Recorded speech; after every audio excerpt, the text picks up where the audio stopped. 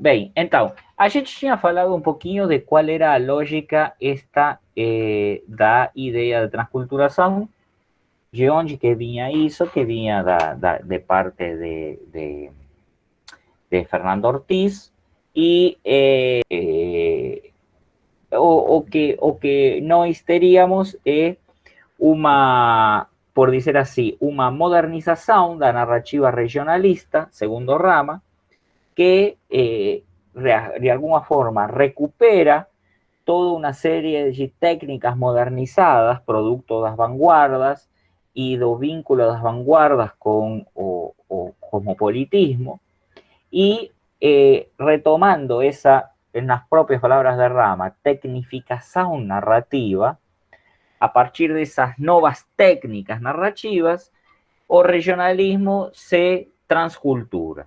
En otras palabras, que esos conteúdos más tradicionales, de cierta forma, encontran su expresividad y encontran su forma diferente aquella do realismo dos séculos XIX, dos primeros romances regionalistas, e então nós teríamos o que seria o começo da nova narrativa latino-americana.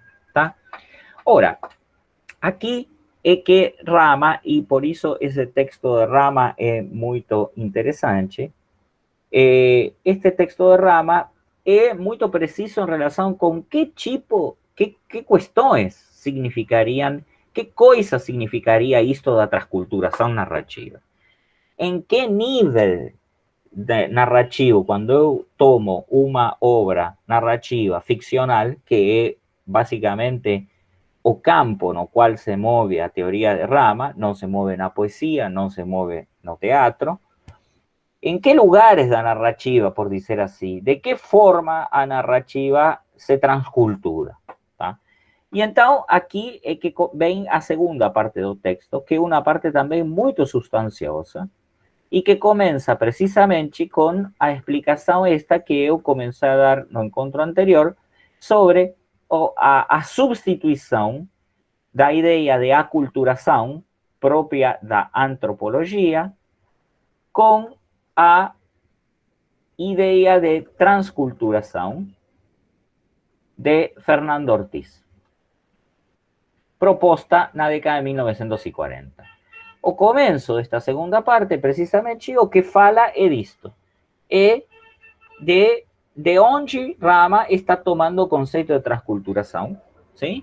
E então aqui está diretamente a cita de Fernando Ortiz do Contrapunteo Cubano do Tabaco e do Açúcar, que diz: entendemos o vocábulo transculturação, que o vocábulo transculturação expressa melhor as diferentes fases do projeto transitivo de uma cultura a outra, porque este no consiste apenas en adquirir una cultura que é o anglo-americano aculturação, mas implica também necessariamente a perda ou desligamento de uma cultura precedente, o que poderia ser chamado de uma parcial desaculturação.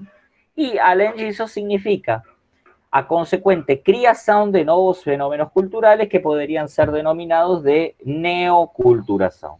É um pouco isto que estábamos dizendo no encontro pasado sobre a ideia de que não existe uma perda total das culturas anteriores, das culturas tradicionais antes da modernização, mas o que temos é uma perda parcial, uma nova culturação ou neoculturação, e isso daria uma certa mistura. Uma mistura que nós não deveríamos pensar que está fechada ou acabada, mas que essa mistura do que está dando conta, muito mais do que talvez uma síntese, é de um processo de intercambio cultural permanente que en determinados lugares se da de forma más armónica, en otros lugares se da de forma más conflictiva, mas que sempre trata-se de un acontecimento dinámico, no tempo, y que nós podemos llamar de transculturação. Rama insiste en que os procesos de transculturação se registran ao mesmo tempo entre as metrópolis externas a cidades latino-americanas y entre as metrópolis o cidades latino-americanas y a sus regiones internas. Ou seja, en otras palabras, esta especie de plasticidad cultural, que es lo que él está diciendo, no explica apenas, por decir así, un intercambio cultural entre América y Europa, o entre ciudades americanas y ciudades europeas. Implica también un intercambio cultural interno entre ciudades latinoamericanas y regiones internas de América Latina, o sea, aquellas que estaban principalmente en el foco temático del regionalismo, aquellas regiones rurales no modernizadas. En otras palabras, Rama o que enxerga é que, de alguma forma, a modernização, producto a modernização que se dá no final do século XIX e começo do século XX nas cidades latino-americanas, por uma parte, uma cosmopolitização dessas cidades, mas, por outra parte, acaba nivelando um pouco o intercâmbio cultural que vem de fora da Europa ou dos Estados Unidos e também de dentro. Ou seja, durante muito tempo, essas cidades latino-americanas, como na época de Sarmiento, como na época de Echeverría, tinham o olho pensado na Europa e assumiam um intercâmbio e uma assimilação cultural proveniente especificamente do universo europeu. Daria a sensação de que a modernização de final do século XIX e começo do século XX, paradoxalmente, o que faz com as cidades é que, ao cosmopolitizar as cidades, coloca também no foco dessas cidades todo esse material cultural que vem do interior, daquelas regiões não modernizadas, ou pré-modernas, ou rurais, que estavam no regionalismo. E, portanto, a mistura é muito maior. Rama o que diz é, bom, de certa forma, isso que acontece no universo cultural, como se vê na narrativa. A partir de aí, então, é que ele diz, aceitando por um momento a descrição de Fernando Ortiz, pai das diversas ações que compõem uma transculturação, tentemos ver como se manifestam em uma obra literária do gênero narrativo. Então, é aí que ele propõe, então, estes três focos de ação que se conjugam de modo diferente. Haveria, pois, destruições, reafirmações, absorções, e que caberia acrescentar a este processo o campo cultural de uma alta porcentagem de determinismo no campo literário. Então, aqui é onde começa ele a explicar analiticamente quais são os níveis nos quais se dá a transculturação. E o primeiro nível que ele menciona é o nível linguístico, tá? Basicamente, o ponto-chave deste nível está aqui condensado neste fragmento, que diz: o comportamento normal foi representado por várias transacções, embora a linha dominante tenha sido representada pelo conhecimento da necessidade de uma língua literária específica da criação artística, que desenvolvesse um discurso linguístico homologante, no qual se pode percibir a absorção de um traço da modernidade. Em outras palavras, por que no nível linguístico se daria uma transculturação? Bom, em primeiro lugar, o que observa Rama é que não se trata de que, de alguma forma, as obras narrativas assumam a cópia do que seria a fala ou a fala popular ou a fala das diferentes regiões disto, não das diferentes regiões da América Latina. Não se está copiando uma fala regional, como muitas vezes era o caso dos romances regionalistas. Não sei se vocês viram que no caso de Los de Abajo, no caso de Doña Bárbara, de Rómulo Gallegos, até no caso de La Vorágine, muitas vezes as obras literárias regionalistas vinham con una especie de glosario.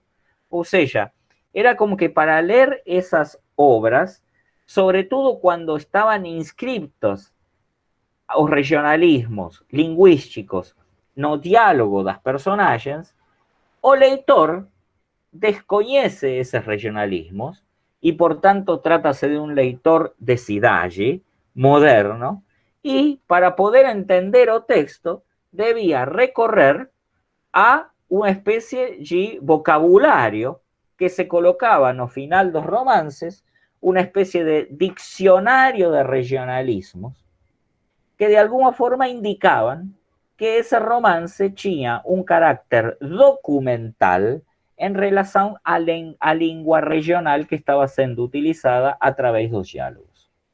Bom, o problema disto es que claramente una estructura de ese tipo implica un olhar cultural europeo o de una normalidad, de una normativa da linguagem europea. O sea, existe una lengua metropolitana, un español da España, y existe os dialectos, os españoles regionais. Como diciendo, esos españoles regionais son variaciones o anomalías daquela língua normativa que era no ni siquiera a língua utilizada pelos narradores, mas y fundamentalmente a língua colocada cuando los romances actualizaban a fala dos personajes a través dos diálogos. Como diciendo, estos personajes falan una lengua regional, mas a obra literaria en su totalidad pretende una cierta neutralidad o una cierta normalidad o una cierta norma culta, norma metropolitana de cómo utilizar a lenguaje. ¿Sí? Esto era un poco que acontecía con el regionalismo antes da idea de transculturación de rama. Por otra parte, nas vanguardas, o que nós veíamos era un uso totalmente, si ustedes quisieran, modernizado o atravesado por anglicismos o atravesado por extranjerismos da palabra literaria, ao ponto de que ese texto vanguardista só era também assimilável dentro das cidades por um leitor culto das cidades, mais ou menos, porque esse leitor culto das cidades estava mais perto da norma da linguagem acadêmica metropolitana, ou se vocês quiserem, da norma culta da linguagem, que da utilização de todos esses neologismos e modificações linguísticas que as vanguardas gostavam de fazer precisamente para desautomatizar, como diriam os formalistas rusos,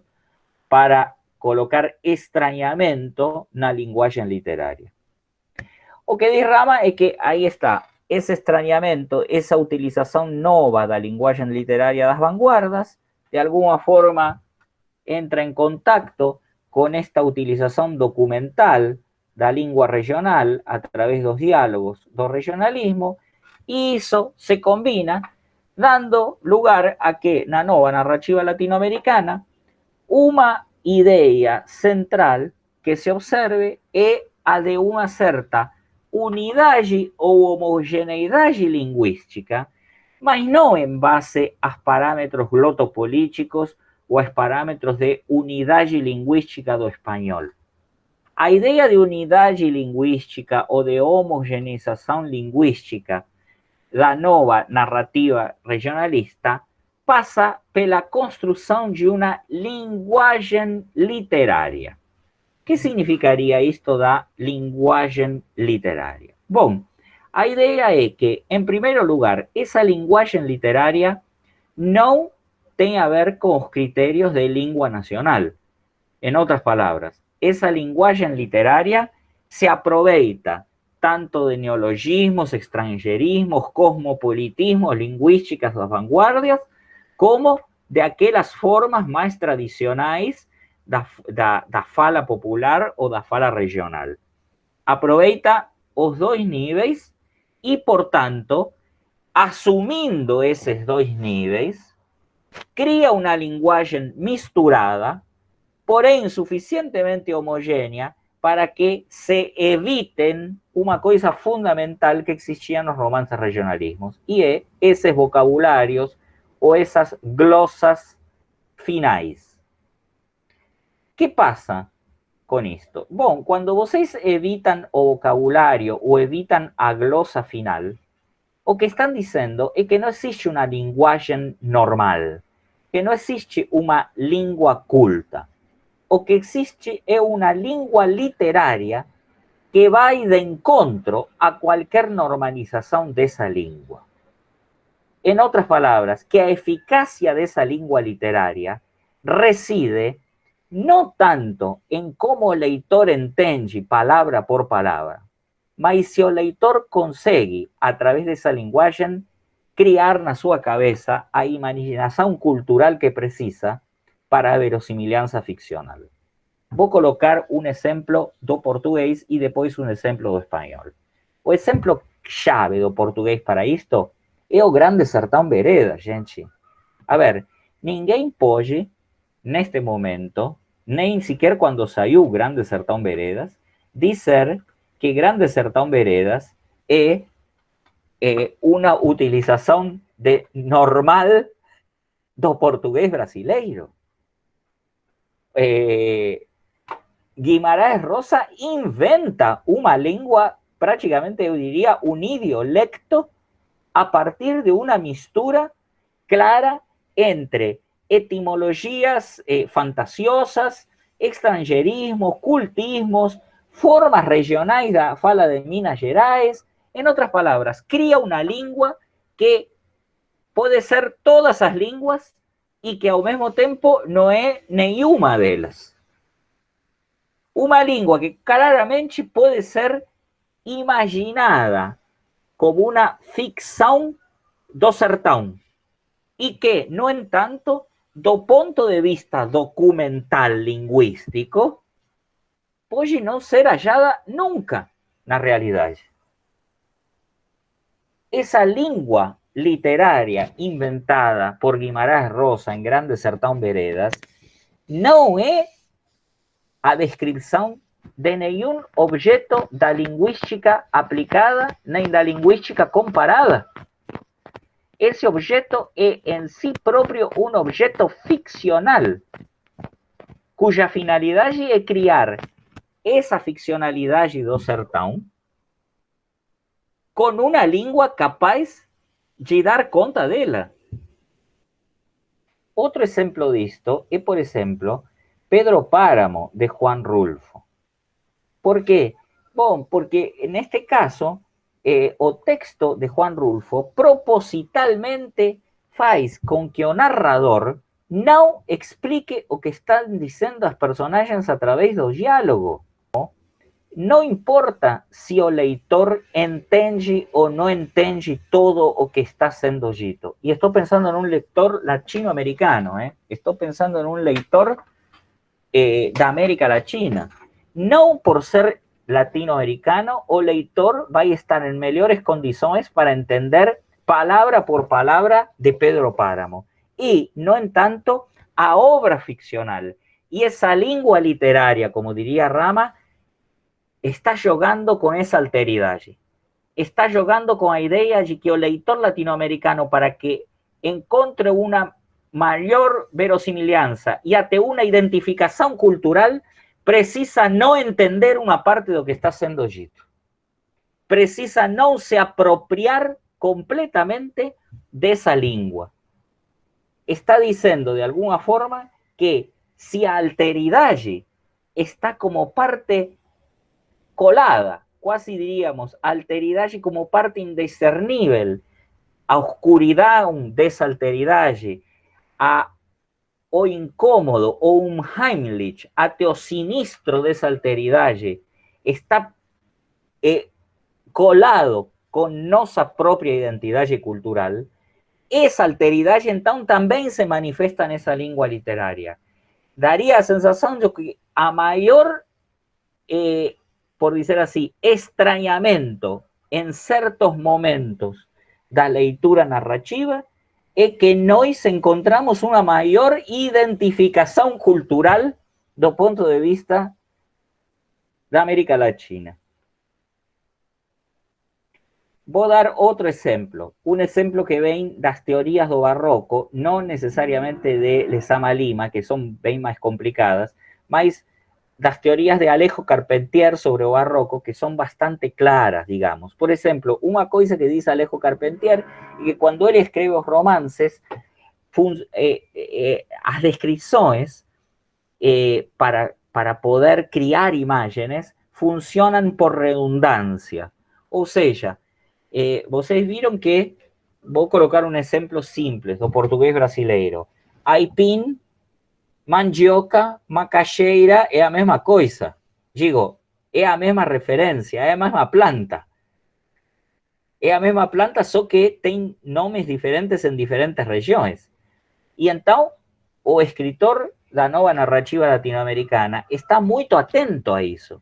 Está muito atento a que pode ser objetivamente a mesma raiz, mas na imagem, na memória afectiva, nos elementos que fazem a conotação da palavra para criar a ficção, não é a mesma coisa dizer aipim que macaxeira. Não é a mesma coisa dizer mandioca que aipim. Então, o Alejo Carpentier funciona por acumulação. Digo, por exemplo, pode ser que em algum momento ele diga: ah, e fulano se preparou uma sopa ou um ensopado de aipim, macaxeira e mandioca. Claro, vocês dizem, mas como? É um ensopado de quê? De aipim, macaxeira e mandioca, é a mesma coisa? Não importa, porque o que está em jogo nessa construção narrativa não é o significado denotativo das palavras. O que está em jogo é como essas palavras evocam esses elementos para a construção da ficção. E está jogando também com o desconhecimento, ou seja, com que algumas dessas palavras podem resultar de uma alteridade para o leitor, ao ponto de que essa língua literária da qual fala Rama é claramente uma transculturação, porque não está concentrada no aspecto lingüístico, está concentrada em como culturalmente eu entendo a linguagem, como portadora de uma ostranene, como portadora de uma outridade ou de uma alteridade que não pode ser reduzida e, ao contrário, é uma alteridade que forma parte da construção da obra literária, que forma parte da construção da ficcionalidade. Na quarta parte do texto de Rama, ele analisa um pouco mais orgânicamente ou de forma mais completa estes 4 romances que para ele são os romances nos quais a transculturação no nível narrativo se dá de forma mais perfeita. São 4 romances modélicos da transculturação narrativa para Ángel Rama, que são Los Ríos Profundos, de José María Arguedas, 100 anos de solidão, de Gabriel García Márquez, Pedro Páramo, de Juan Rulfo, e Grande Sertão Veredas, de João Guimarães Rosa. Para Rama, esses 4 romances são exemplos perfeitos de isto que ele está dizendo como transculturação ou processos de transculturação na narrativa, na nova narrativa latino-americana. Porque enquanto Rama estava escrevendo o texto sobre a transculturação narrativa, Cândido escreveu um texto, esse texto, Literatura e seu Desenvolvimento, no qual propõe uma ideia muito semelhante à de Rama, só que denomina de uma forma diferente.